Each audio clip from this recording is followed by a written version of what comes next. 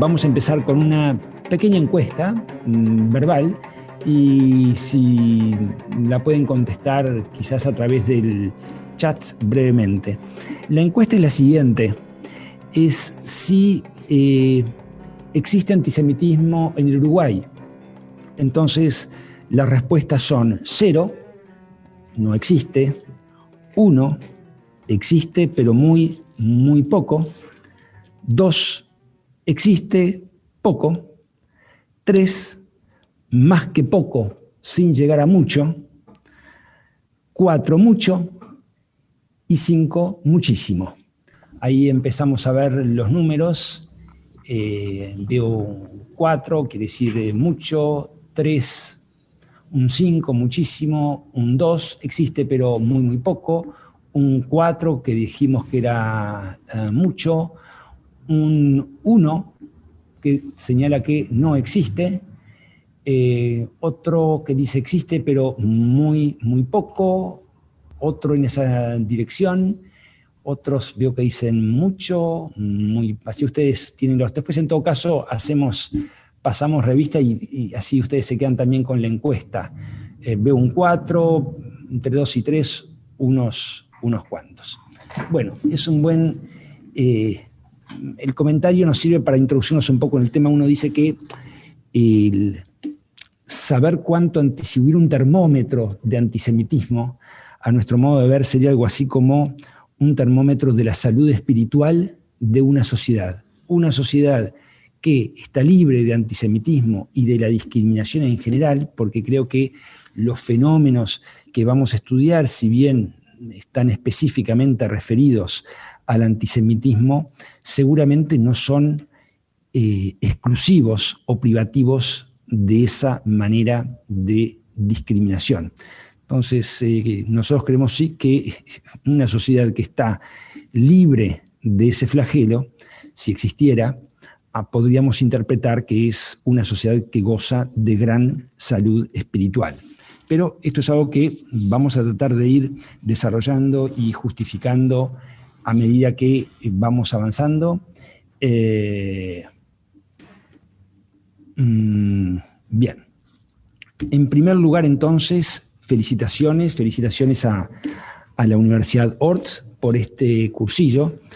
Uno dice que si en el Uruguay un 10%, un 5% de las instituciones educativas organizaran encuentros o jornadas de este tipo, esta charla, este encuentro, no tendría ninguna razón de ser.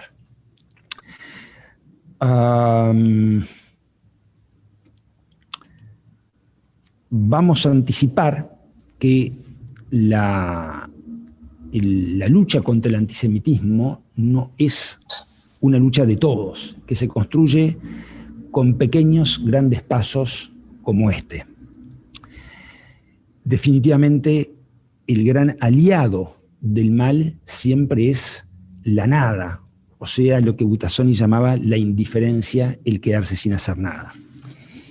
En segundo lugar, palabras de agradecimiento por invitarnos a participar de esta jornada, y eso siempre nos permite reflexionar, pensar en temas que son verdaderamente importantes y a uno lo obligan a estudiar y a reflexionar, si se quiere, de una manera un poco más ordenada y sistemática para poder de alguna manera hacer un poco de orden en las ideas y poder transmitirlas con un mínimo de coherencia.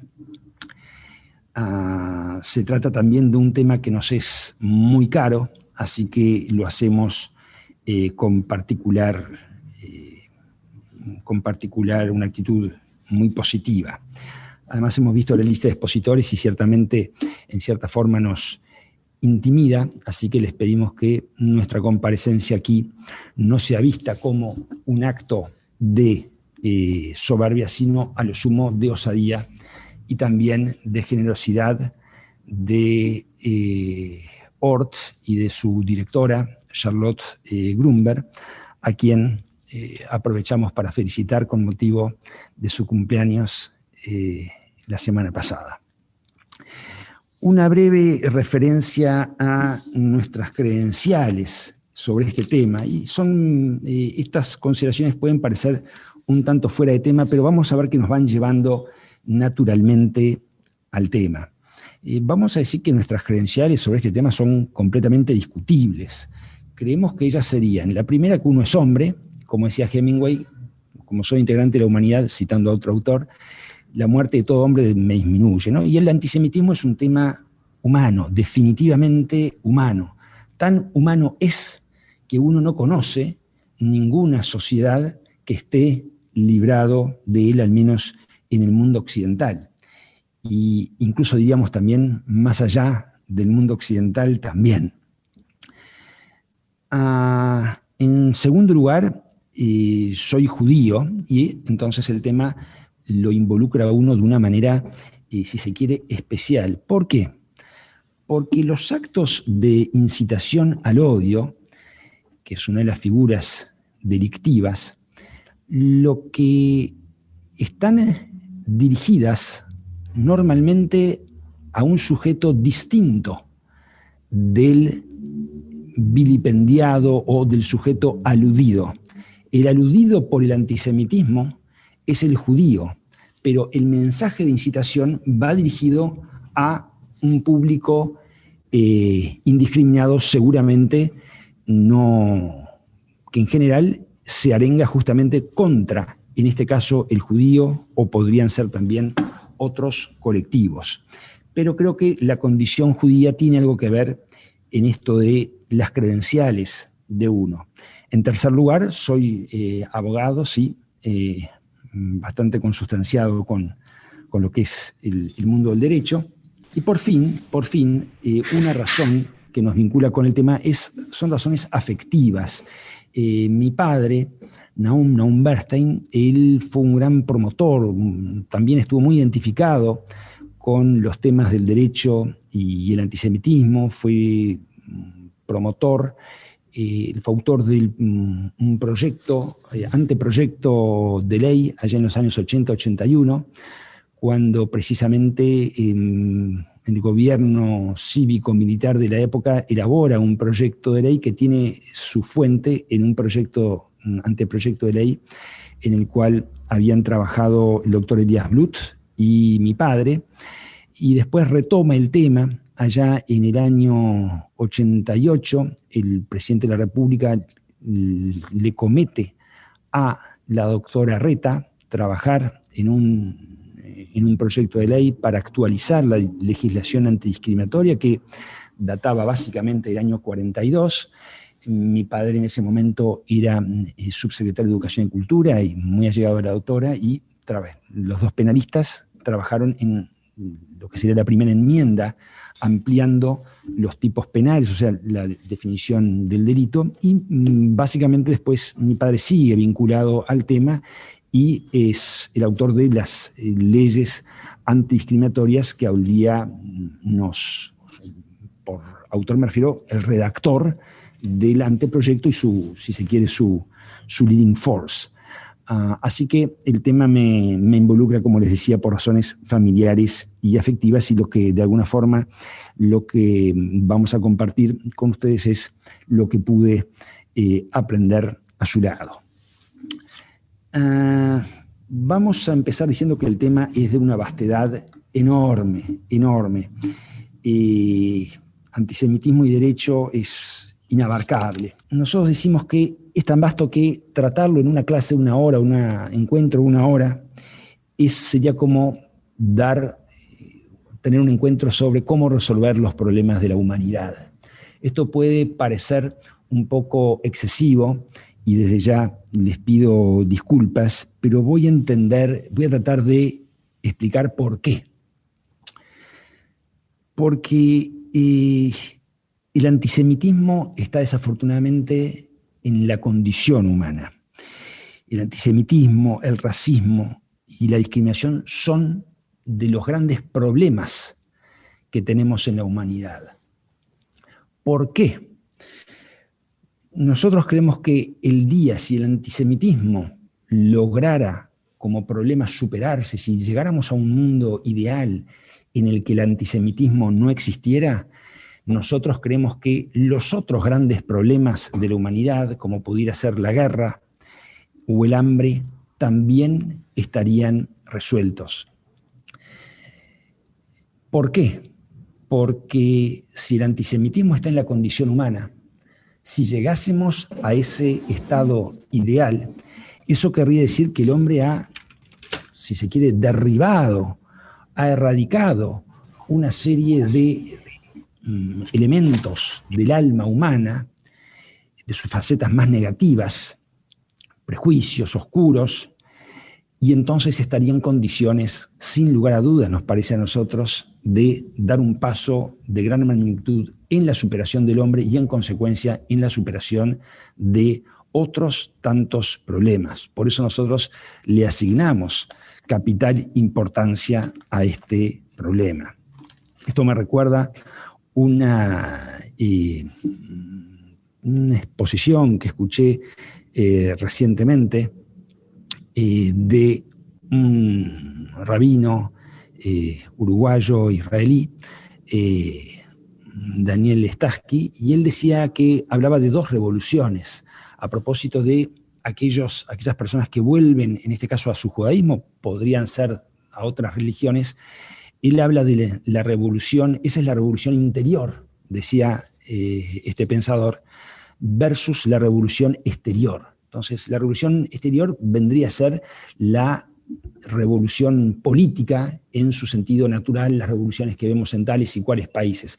Esas él las califica como revoluciones exteriores y afirma que en la medida en que no pasan por una revolución interior previa, están destinadas al fracaso.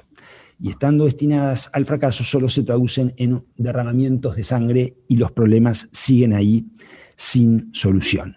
¿Por qué el tema, si es un tema vigente? Y la pregunta entendemos que no es ociosa. No es ociosa porque cuando Justino Jiménez de Aréchega, por ejemplo, un gran jurista uruguayo, dictó una exposición sobre este tema, aquí había habido una serie de atentados, no sé si se acuerdan que había incluso si se quiere, un grupo de guardia judía que recorría sinagogas y demás. Entonces eso suscitó a instancias del Comité Central Israelita del Uruguay un ciclo de encuentros sobre el antisemitismo, y hay una charla que siempre mi padre tenía como modelo de referencia, que fue de Justino Jiménez de Aréchega, un gran jurista, El antisemitismo frente al derecho. Cuando Justino daba esa charla, cuando daban esas charlas Grossespiel, tiempo más tarde, personas como Nelson Pilosof o incluso mi padre, hasta antes de la sanción de la ley, se movían en un ámbito en que no existía la legislación antidiscriminatoria. Ahora bien, hoy existe, y existe hace ya más de 15 años.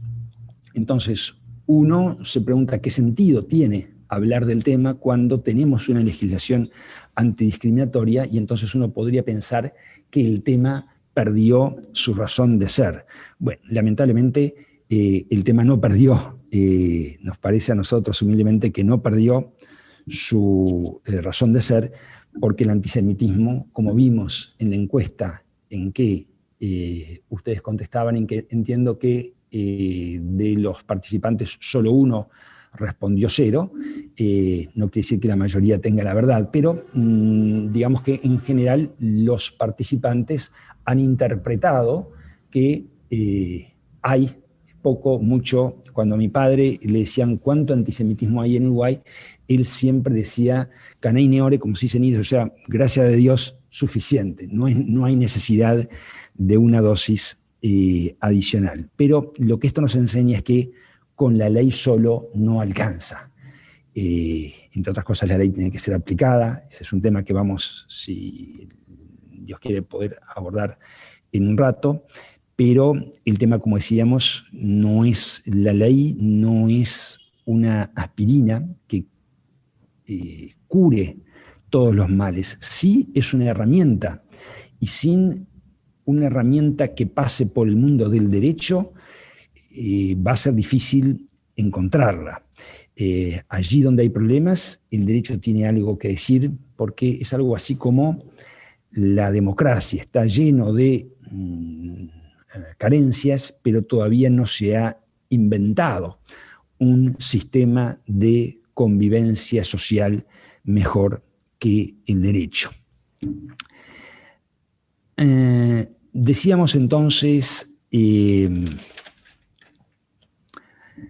está vigente, decíamos que con la ley no alcanza. Y justamente a propósito, y la ley es una plataforma, si nosotros vamos precisamente a una de las dos leyes que se sancionan en la legislatura del año 2000-2005, una establece de alguna forma crea la Comisión Honoraria de la Lucha contra el racismo, la xenofobia y toda otra forma de discriminación, y declara de interés nacional la lucha contra estos males y de alguna forma nos habla de un enfoque global del tema.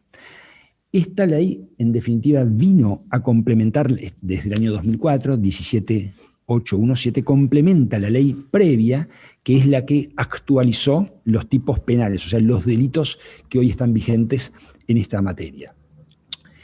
Pero entonces le decíamos que la ley es un punto de partida, pero con eso solo no alcanza. Y vemos por todas partes, esto ya lo decía Couture, el gran decano de la facultad, Justino, mi padre, ya, todos insisten en la educación de manera sistemática. Y ahí quisiera, si se quiere, quebrar una lanza por nuestros profesores, entiendo que son los participantes de este encuentro. ¿Por qué? Porque esto me recuerda un poco cuando las familias tenemos problemas en nuestras casas, por H, por B, entonces tendemos a endilgar los problemas cuando discutimos, por decir algo, el futuro de, no sé, cómo van a ser nuestros hijos, qué preparación van a tener, todo en la escuela. La escuela, en la institución educativa, llámese escuela, liceo, ahí no les enseñan esto, les tendrán que decir, hay que. Y nosotros nos parece que eso es, si se quiere, en cierta manera, naturalmente sí, la educación es fundamental. Si hay educadores aquí en este público, les pido que me corrijan, pero eso no excusa, no libra a absolutamente ninguno de nosotros de asumir nuestras responsabilidades. Es un tema de todos y sí, la educación es fundamental, pero solo con la educación no alcanza. Este seminario me parece un excelente instrumento. Les comento, ya aprovechamos para pasar un aviso, que en la familia organizamos un certamen en homenaje a la memoria de mi padre y de nuestra madre, todos los años un concurso para estudiantes del liceo, un concurso sobre el Holocausto. Va a tener lugar el 25 de agosto del año que viene, tiene lugar en la sede de la Horta, a quien aprovechamos para reiterar nuestro agradecimiento. Este año no se pudo hacer, se hizo en el Liceo Alemán por la peculiaridad, pero históricamente ha sido allí. Bueno, nosotros creemos que ese tipo de acciones concretas, todas ellas suman. En resumidas cuentas, respondiendo por qué la pregunta es válida, si la pregunta es válida, por qué el antisemitismo está allí. Y si demuestra basta un botón, queríamos traerles dos textos. Uno es un texto funciona lo que se llama la Asociación Internacional de Abogados y Juristas Judíos, que tiene su sede principal, entendemos, en Israel. Editan una revista que en español se llama Justicia y en inglés Justice. Y acá se las exhibo. Y esta revista ya tomó un número del año 2000, o sea, hace 20 años, se había realizado una conferencia en Estrasburgo bajo el auspicio conjunto del Consejo Europeo y esta asociación. Y fíjense el mensaje que ya 20 años atrás daba la organización. De alguna forma, el director de esta, o el presidente de esta conferencia, decía así: el antisemitismo no empieza en la mente enferma de algunos grupos aislados. él está enraizado y desafortunadamente aún existe en la fábrica de la mayoría de las sociedades. No podemos responsabilizar de ello a ningún país en particular o a ninguna parte del mundo en particular. En cierta forma, él es parte del clima social, político, económico y cultural de la mayor parte de los países civilizados del mundo. A pesar de que se manifiesta, esto también es unánime en los autores, se manifiesta a través de rostros muy diversos, que pueden cambiar de una sociedad a otra. El Holocausto está siendo abiertamente negado. Se dice que es una ficción, una fabricación artificial, un complot político. La denegación del Holocausto no es tampoco un fenómeno aislado. Con años de práctica y millones de dólares invertidos, y hay una acumulación enorme de material y pareciera que los negacionistas del Holocausto han llegado aquí para quedarse. Lo leo para mostrar que el problema efectivamente, estábamos en el año 2000 y dudo que hayamos dado siquiera un paso adelante. Y otro texto que nos parecía útil traerles a colación es ya nuestro, de Fernando Butazzoni, a quien acabamos de citar un rato antes, que este año editó el libro Los que nunca olvidarán, que aprovechamos para recomendar vivamente. Él estudió lo que fue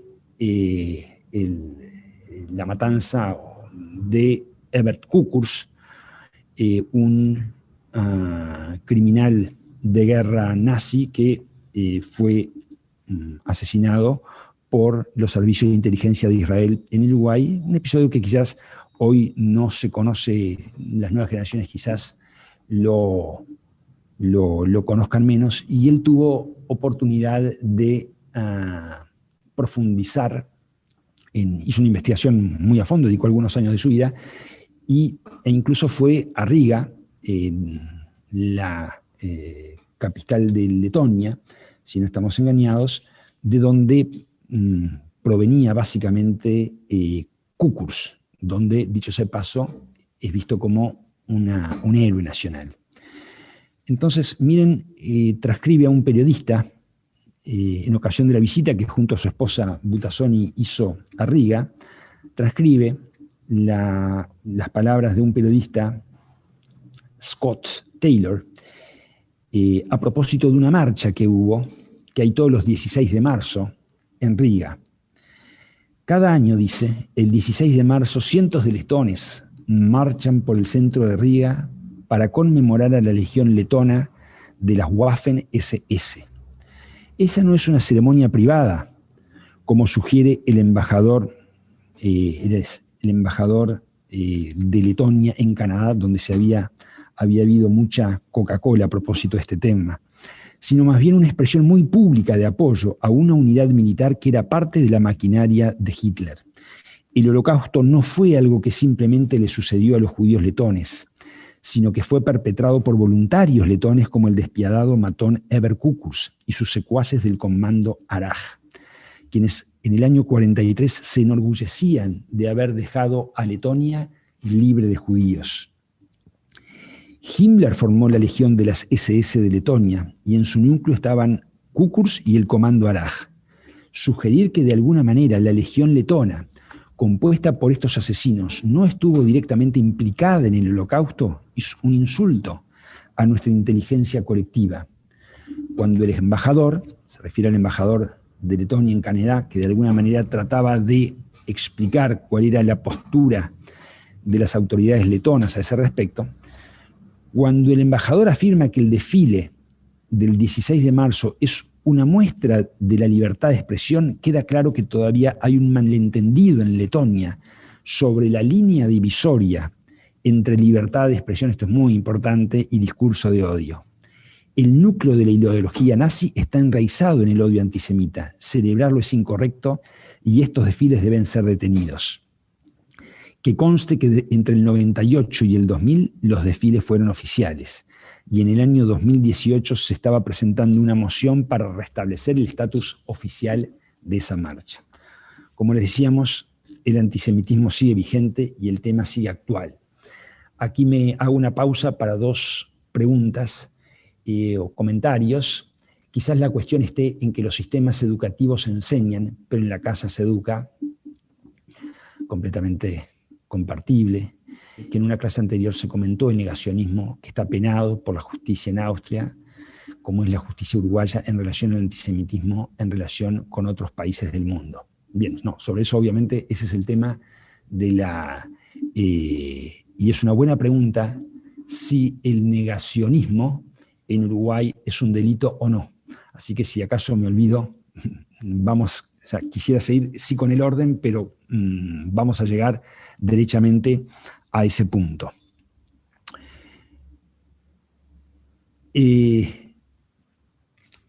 ¿Por qué, preguntamos nosotros, el antisemitismo entonces está vigente? Hay multiplicidad de razones y uno quizás no las conoce todas y menos aún con claridad. Y hay razones históricas, pero nos queremos detener en una, las razones políticas. El antisemitismo se ha politizado, por lo menos en los últimos 120 años, por lo menos desde Émile Zola y antes de él también. ¿Qué quiere decir? Que sectores políticos lo han hecho suyo. ¿Qué quiere decir que lo han hecho suyo? Que de alguna manera forma parte de sus banderas, de sus mitos, de sus ejes cardinales, a veces explícitamente. Recuerdo, por ejemplo, en la entreguerra, en el periodo de entreguerras, en Austria había un partido que su eje cardinal era un partido antisemita. Y descarto que lo mismo habrá sucedido en Francia y en Alemania. Y en Uruguay no somos tan ajenos. Es bueno a veces aterrizar estos temas a la tierra de uno. Esto me recuerda siempre cuando veo los libros sobre historia del antisemitismo, historia de la inmigración judía. Lo estudiamos mucho en la Segunda Guerra Mundial y uno quiere llegar al hoy. Bueno, nosotros queremos llegar a la hora aquí, en Uruguay, donde estamos parados con estos temas. Discúlpeme si hago una especie de rodeos, pero a veces cuesta llegar a la materia. Para dar un ejemplo, el PIT-CNT.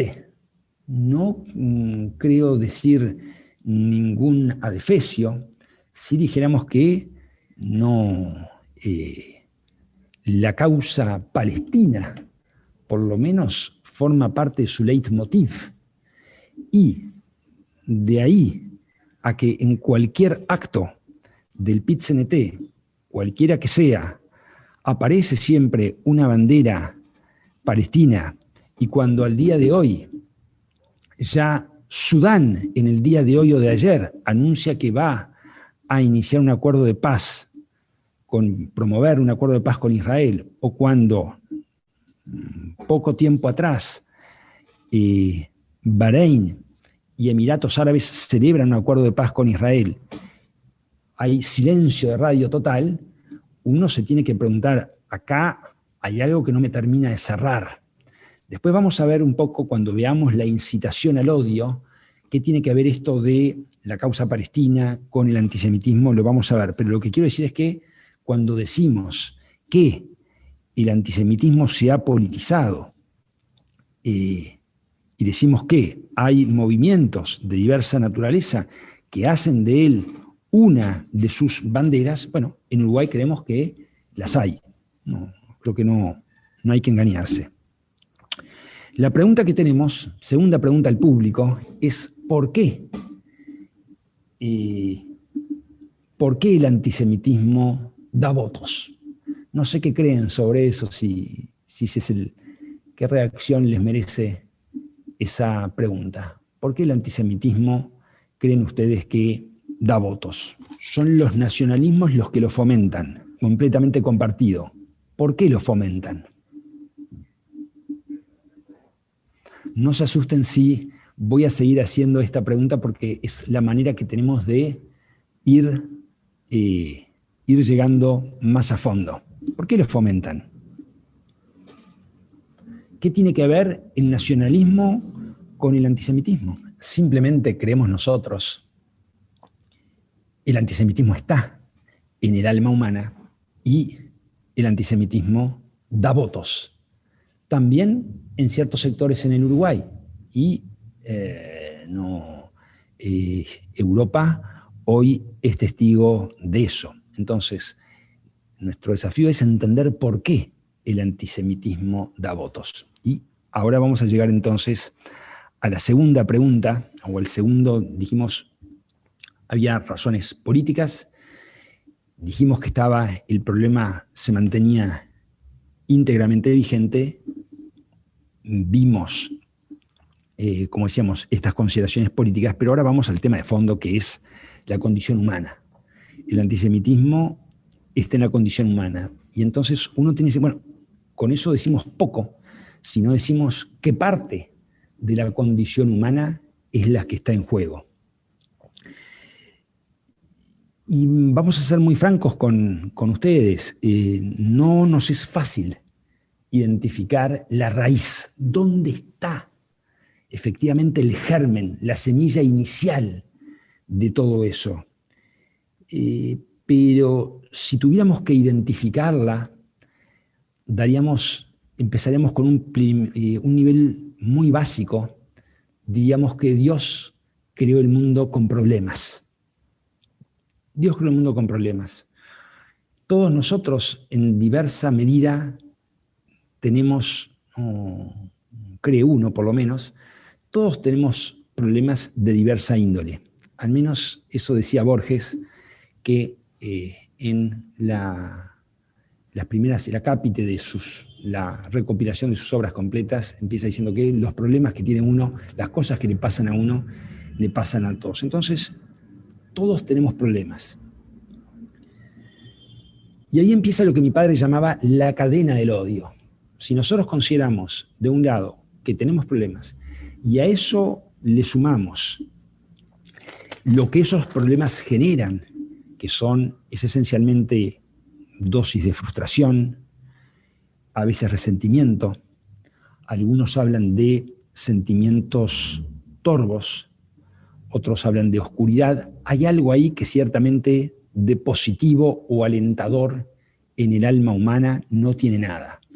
Entonces, si nosotros de un lado tenemos los problemas que tenemos que enfrentar, de otro lado tenemos la frustración por a veces no saber cómo lidiar con el mundo, con la vida, entonces resulta muy fácil llegar de ahí al estereotipo, llegar de ahí al prejuicio.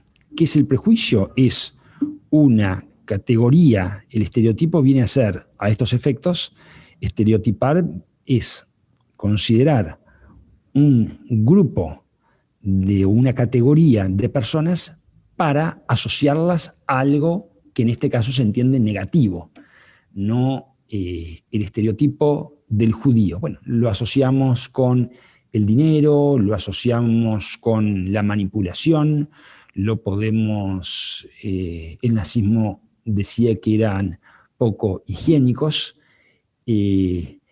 pero lo cierto es que de la mano de el problema y la frustración viene el prejuicio.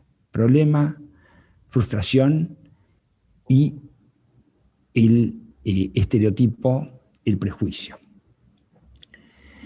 Entonces, si nosotros consideramos lo que es la complejidad del mundo, la necesidad que el hombre tiene de entender mínimamente lo que sucede, el prejuicio, el estereotipo, nos da respuestas fáciles.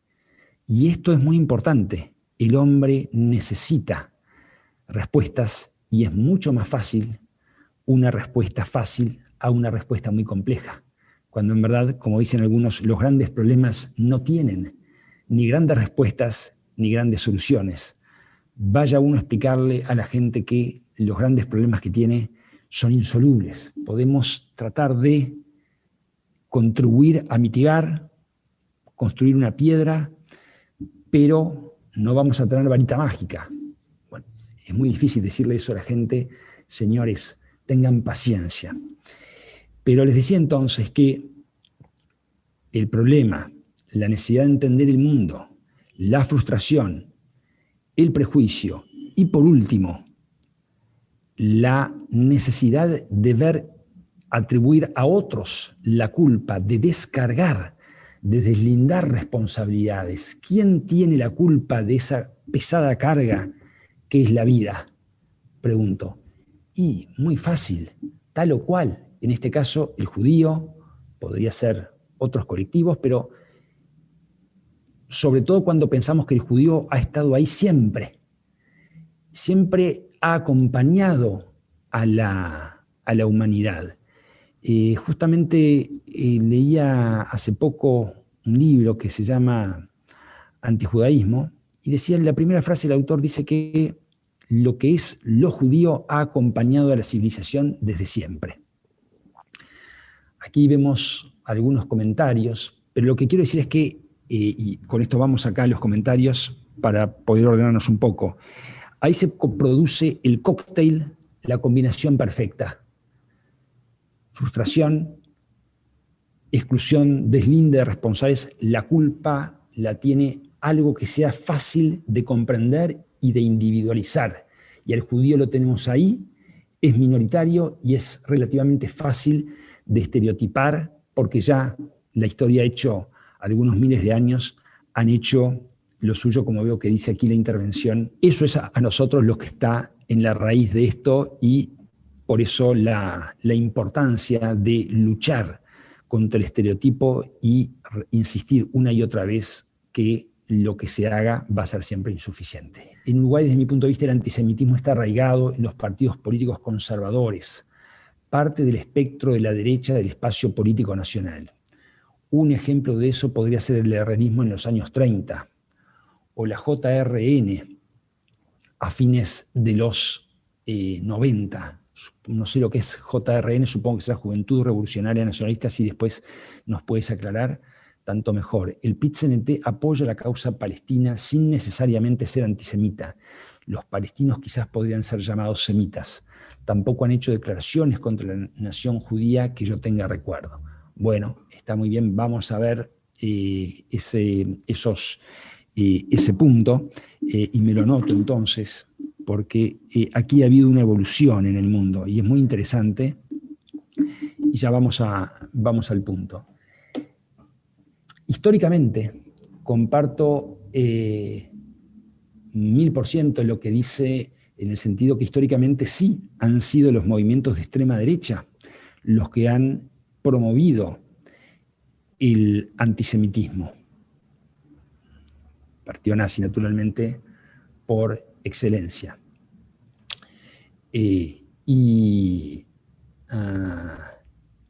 Lo vemos lo vemos hoy en Europa, en los movimientos nacionalistas también de lo que se llama ultraderecha también. Ahora, no solamente son ellos los que tienen el patrimonio de el antisemitismo. En cuanto al herrerismo, ese es un tema que es objeto de gran polémica. Justamente, junto con mi madre, tomamos las clases de la cátedra de judaísmo.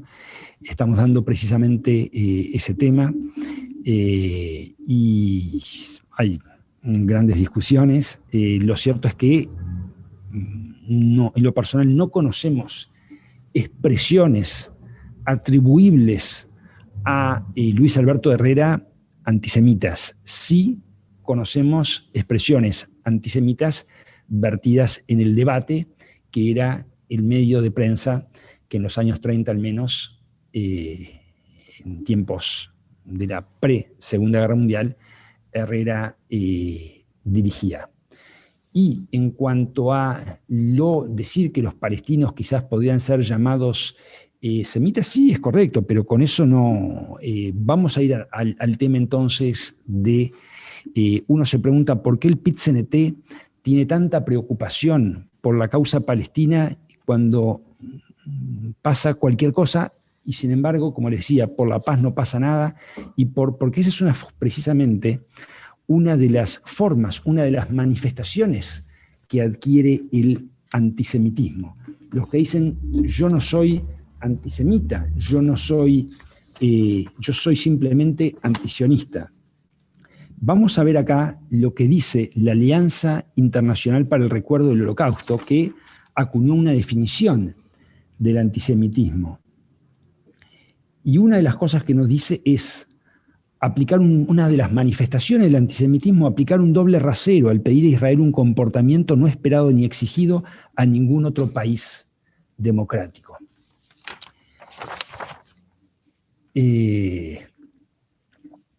Aquí vemos otra pregunta, esta combinación entre problemas más frustración igual prejuicio no es necesariamente racionalizada por el individuo compartido. Podríamos decir que es del nivel de lo inconsciente y que por lo tanto fácil de ser manipulado, disculpen el tipeo, y creemos que sí, justamente, definitivamente, estamos en el terreno mucho más de la pasión y de la emoción que de la razón.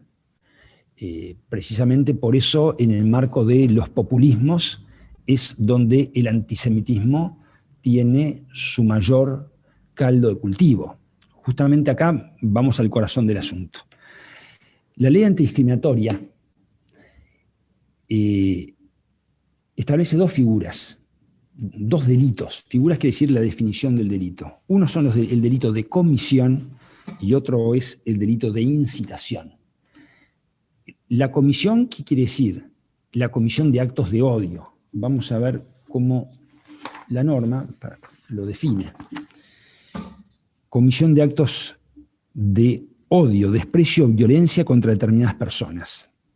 El que cometiere actos de violencia moral o física, de odio o desprecio contra uno o más personas a razón del color de su piel, su raza, religión, origen nacional o étnico, orientación sexual o identidad sexual, será castigado con tantos y tantos. O sea, el acto concreto. Decirle a una persona, agredirla por su condición de judío o insultarla con epítetos sobre su condición de judío. Eso es un típico acto de comisión. Ahora, el que a nosotros en lo personal siempre, y a mi padre en particular, más le preocupó es el otro. Es la figura del 149 bis, la incitación al odio. El que públicamente o mediante cualquier medio apto para su difusión pública incitare al odio, al desprecio o a cualquier forma de violencia moral o física contra una o más personas en razón del color de su piel, raza, religión, origen nacional o étnico, orientación sexual o identidad sexual, será castigado con pena de prisión. O sea que la raíz del asunto está de esta figura, es la incitación.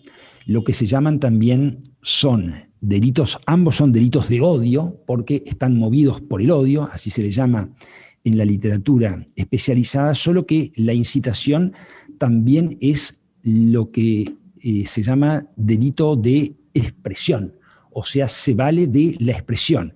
¿Expresión de qué? Expresión de palabras, signos, símbolos. De ahí la importancia para poder determinar cuándo hay incitación al odio y cuándo no, es menester atender al conjunto del escenario. Una misma expresión, una misma actitud en un determinado marco puede ser interpretada de determinada manera o cumplir determinada función y en otro marco cumplir una función completamente distinta. Y no puede ser una conducta, a veces pasa con el uso del humor, por ejemplo, que a veces uno se agravia, depende del contexto, depende quién se lo diga, a quién, refiriéndose a quién y en qué marco. No podemos hacer generalizaciones. Ahí viene un poco, decía mi padre, el auxilio de la semiótica para interpretar el mensaje oculto. Entonces, pregunto, cuando en esos actos que nosotros mencionábamos del PIT-CNT aparece una bandera palestina, siendo que lo judío está tan identificado en el mundo actual con Israel, si hoy le preguntamos, hacemos una encuesta de esas que nos gusta hacer a nosotros, cómo definir a un judío, la mayor parte en el mundo moderno quizás no lo defina por su identificación religiosa, sino que lo defina por su identificación con el Estado de Israel.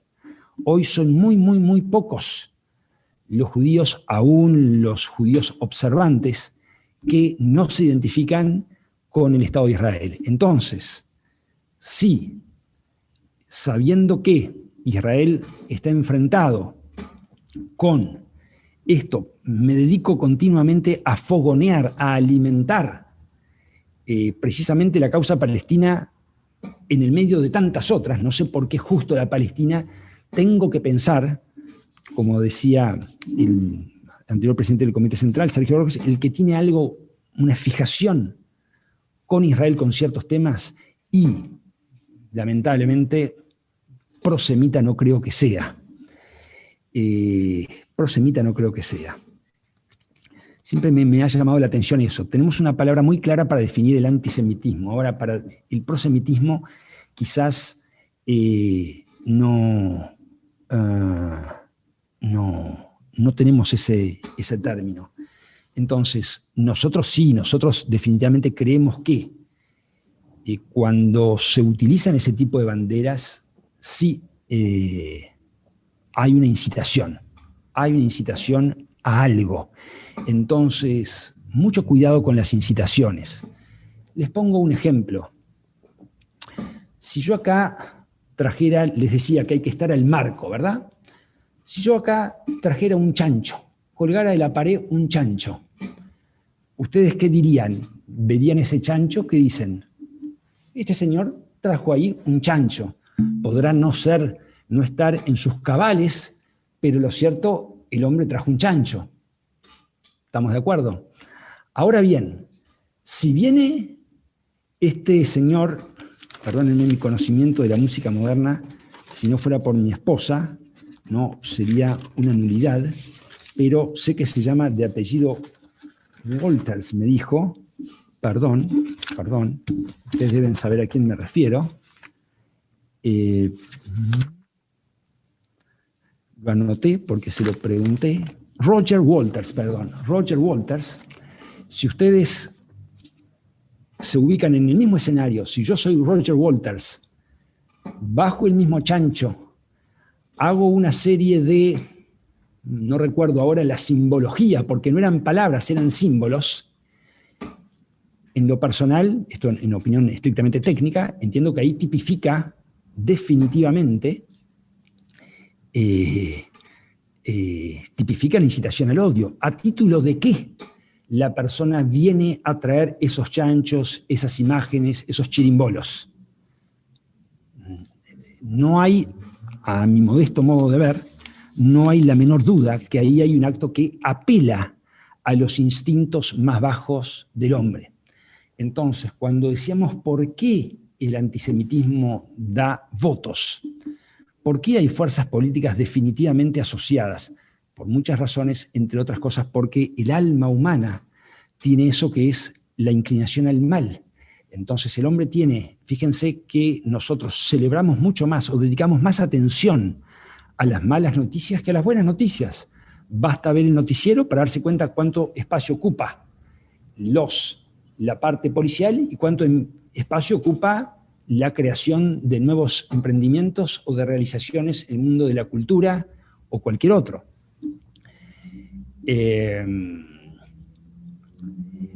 Esa tendencia al mal nosotros creemos que sí, que está también en la base del antisemitismo, ¿no? O sea, el hombre tiene eso, los medios de prensa esto lo tienen muy claro, cualquier noticia sobre lo judío, sobre lo israelí, va a vender más que sobre muchos, por lo menos, muchos otros temas. Así me lo había enseñado hace muchísimos años el periodista Thomas Friedman, si no me engaño, aquí en Uruguay.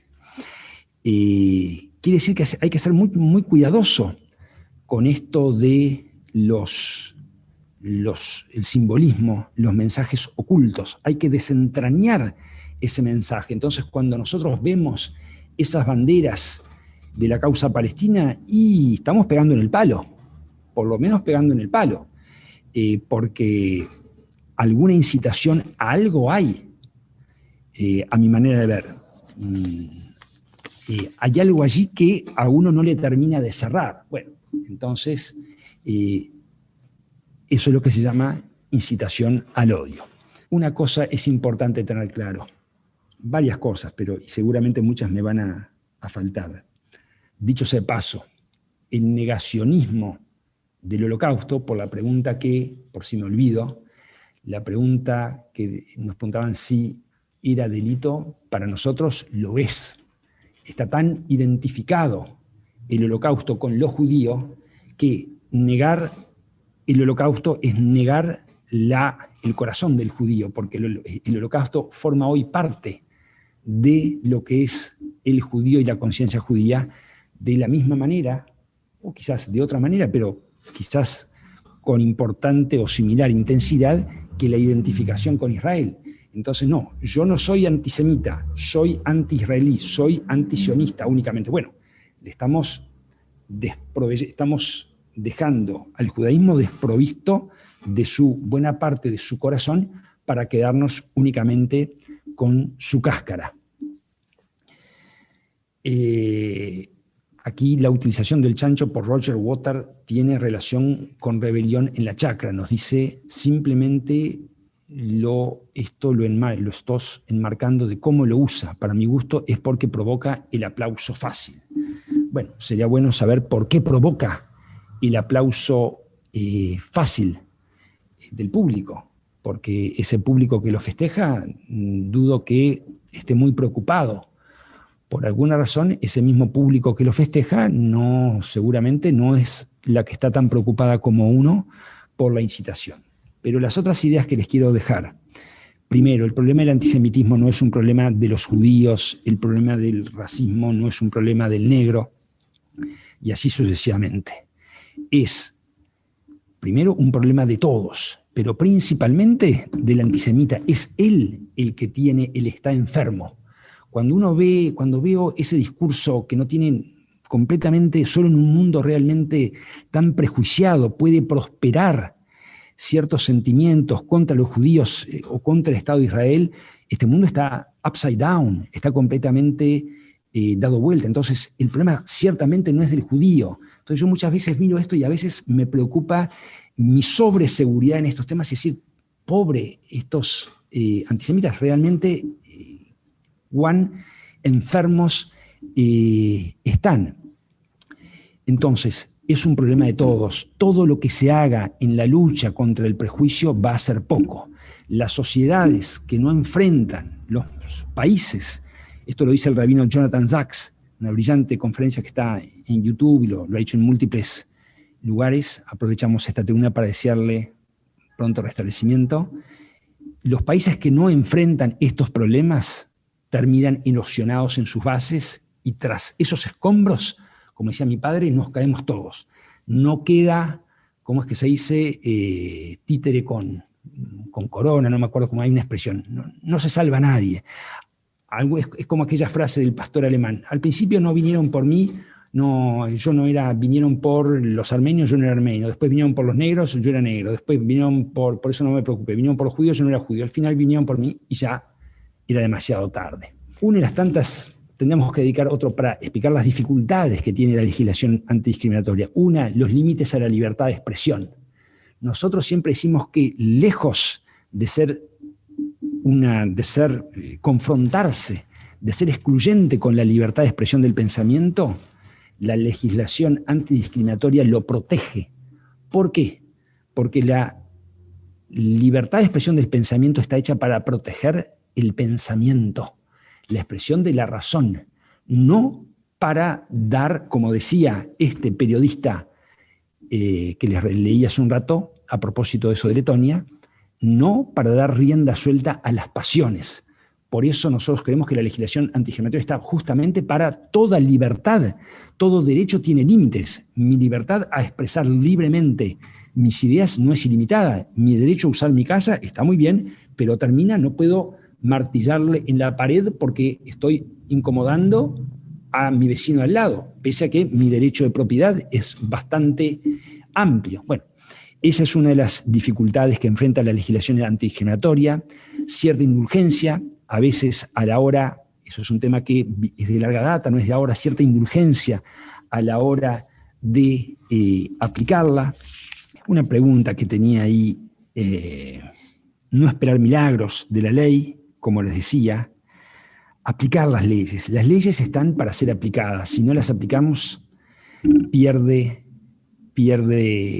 credibilidad la propia ley, y sin leyes lo que tenemos fuera de la ley, si ya con la ley tenemos muchos problemas y tenemos fenómenos como estos, créanme que sin la ley estaríamos mucho peor. Tenía una pregunta más, la dejo planteada, no la vamos a poder responder, y es la siguiente. Si es compatible un Estado de derecho, porque se supone que estamos hablando de derecho y antisemitismo, si el Estado de Derecho es compatible con el antisemitismo rampante, o si son dos cosas que pueden coexistir sin problema. Vale decir, una sociedad esencialmente antisemita, ¿puede decirse que es una genuina democracia y un Estado de Derecho pleno, o es un Estado de Derecho mutilado, erosionado? Les dejo la pregunta planteada porque, salvo que nuestro auxiliar nos permita, no, la dejo nomás planteada, y no sé si quieren ensayar alguna respuesta para dar seguimiento a esta pregunta, y si no, quizás la dejemos planteada, ¿no? Entre otras cosas porque no tengo la respuesta. Pero aquí una expresión: sin tolerancia no hay democracia, 1000% compartido, ¿no? 1000% compartido. Aquí les quería leer con qué pasaje terminaba don Justino Jiménez de Arechaga, redactor de la Declaración de los Derechos del Hombre y del Ciudadano de 1948 en San Francisco. Él terminaba con estas palabras su charla sobre el tema. Fíjense qué interesante. Hoy advertimos la urgente, y las mismas palabras, con estas mismas palabras termina mi padre su capítulo sobre el tema. Judío, una experiencia uruguaya. Si sacamos los otros, vamos a exhibir, este es el libro editado por Fin de Siglo, 1993. Fíjense, hoy advertimos la urgente necesidad de reactivar las defensas contra tal infección. Se refiere al germen del antisemitismo. Es una responsabilidad para maestros y profesores, para periodistas y gente de radio y televisión. Estas conferencias nos han obligado a desempolvar libros y papeles que habríamos querido no tener que volver a manejar nunca más, porque en ellos se cuenta uno de los crímenes más atroces que una parte de la humanidad haya cometido contra otra. Pero es preciso que tanta enormidad no sea olvidada, y hay que armar espiritualmente a los jóvenes para que sepan defenderse de los apóstoles del odio, de la incomprensión y de la violencia. Y termina: todo en la justa medida y con un objetivo preciso: consolidar en este pueblo, nosotros, una concepción humanista de la vida, igualitaria y generosa, que le haga reconocer en cada hombre a un hermano por encima de todo absurdo criterio de discriminación, y que le haga desear la seguridad y la libertad ajenas tanto como la propia. Porque el día en que, por la prédica y la educación, estos principios y sentimientos, esa tolerancia que convoca allí Rosana Bukeli, porque el día en que por la prédica y la educación estos principios y sentimientos estén profundamente acuñados en el espíritu del pueblo oriental, el antisemitismo no será ya un problema para el derecho. Muchas gracias. ¿Sí?